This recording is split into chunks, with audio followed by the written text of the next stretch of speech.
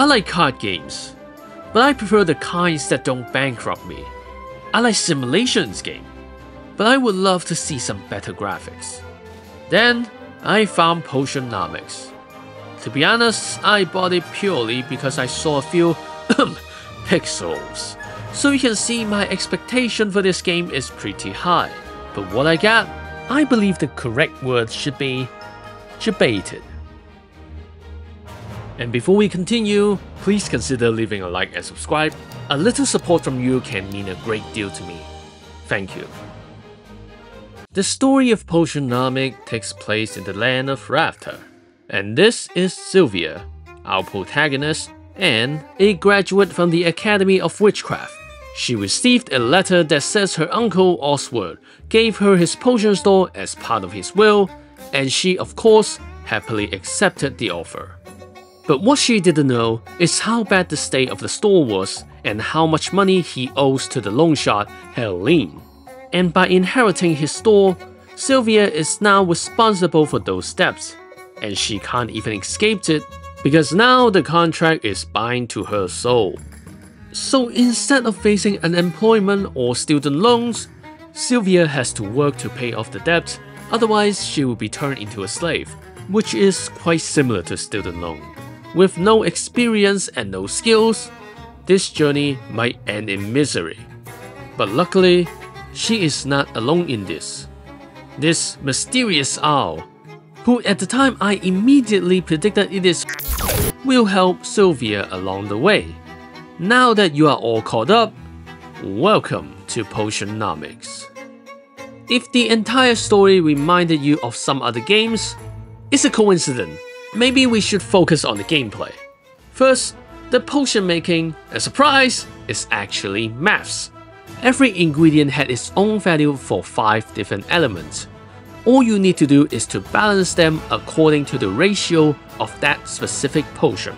Once you make the potion, you can then put them in your store and start selling them. After that comes the negotiation. In here, different cards represent your negotiation skills. As a store owner, our goal is to gaslight our customer and sell them potions for a price that is much higher than it's worth. But your customers are a bunch of pricks. They will do anything like guilt tripping, undermining, or straight up lying to you in order to buy your potions for cheap. So you need to find more cards to improve your negotiation skills. Also, you need to find more ingredients to make potions. Well, where do you find them? Lucky for you, there are a lot of them in a lesser known place called outside. There are a lot of people for us to meet. Most of them are business partners that we can be friends with, and others are enemies. These friends will either venture out to get ingredients for you for a price, improve your shop for a price, or even improve your potions for a price. If you spend some time to become closer with them, you can learn their negotiation skills and start building new decks with it. But traveling around town, going on a date, or selling potion require time. And to be exact, 1 out of 6 time slot in a day. And since the resources are finite in the early game, it is time for min-maxing. Like potion making, if you can reach a perfect ratio, it will give the potion a better quality. Then you're gonna make sure every time you travel, it has to be a meaningful one. Because after a certain amount of time, you will have to deal with the loan shark. But instead of earning and paying back what's owed, you know, like a shop owner, the owl signed us up to a tournament which has the exact amount of prize money that we need to repay Sylvia's uncle's debt. If you win, you fend off the devil for a few more days, and if you lose, the devil takes your soul. It is that simple. So in between the shopkeeping life and the tournament, you would need to brew the 3 required potion for the tournament.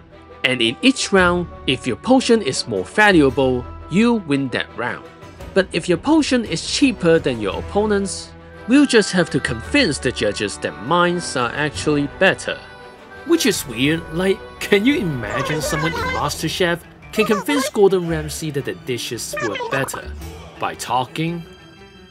See, what I'm trying to say is that it is impossible to lose in the tournament. And if you are expecting the game would be more challenging later, well, it's only getting easier. Take potion making as an example. You start out only making one type of potion at a time, then you get more parts to brew more types and quantity at once. Late game, you don't even need to care about perfect ratio or calculating how many ingredients you need. All you need to do is to dump a bunch of high value ingredients and put a bunch of them into a slime to make more of them. Even deck building is kinda pointless because most of the enemy are quite easy to deal with. The price increase is not really that much, and later in game you can actually skip the entire thing with the vending machine. If you need some money, just take the special order, or start selling the trending potions, because you will make enough money no matter what.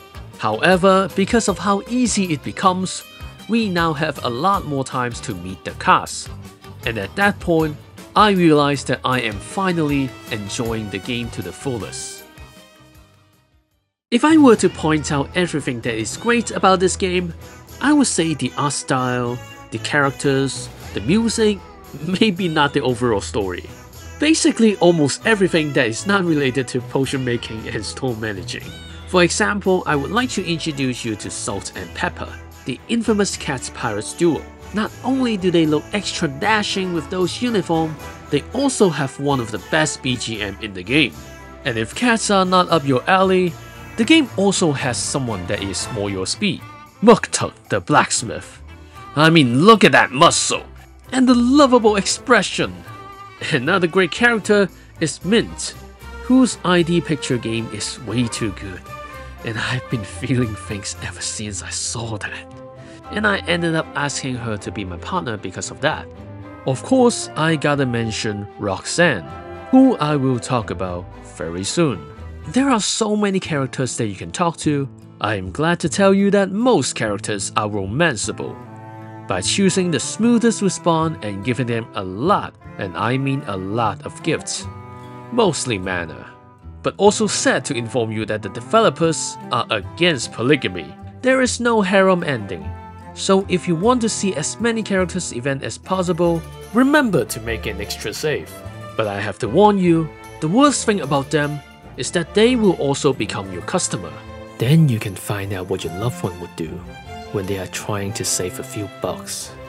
And if you are chasing for realism in this game, you can even end the game without dating anyone. But I doubt you can ever do that, because the entire cast, whether you like them or not, I mean, I may or may not have a tier list made for all of the characters. Their characteristic and design are memorable, and thanks to the artists, their expression and their movement makes me fall in love immediately. And the writing makes them even more unique. Ah yes, the writing. The extremely wholesome writing. To be more precise, I feel cleansed after finishing this game. I mean, I almost don't hate myself.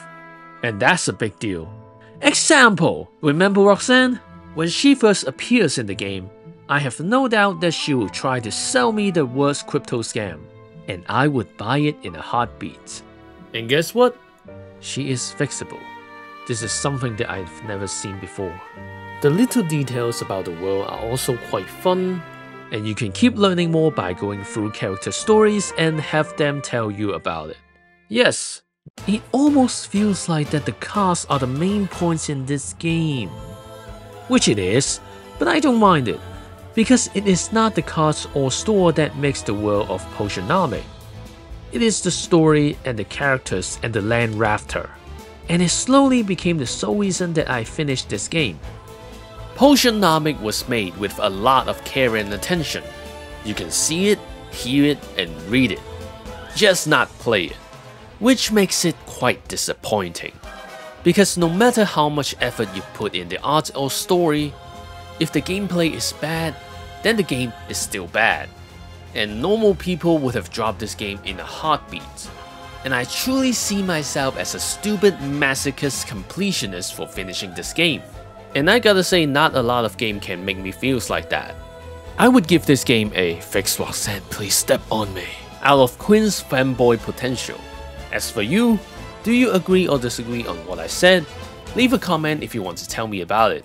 And if you enjoyed the video, please consider also like and subscribe and ring that bell. Thank you for watching, but most importantly, have a great day.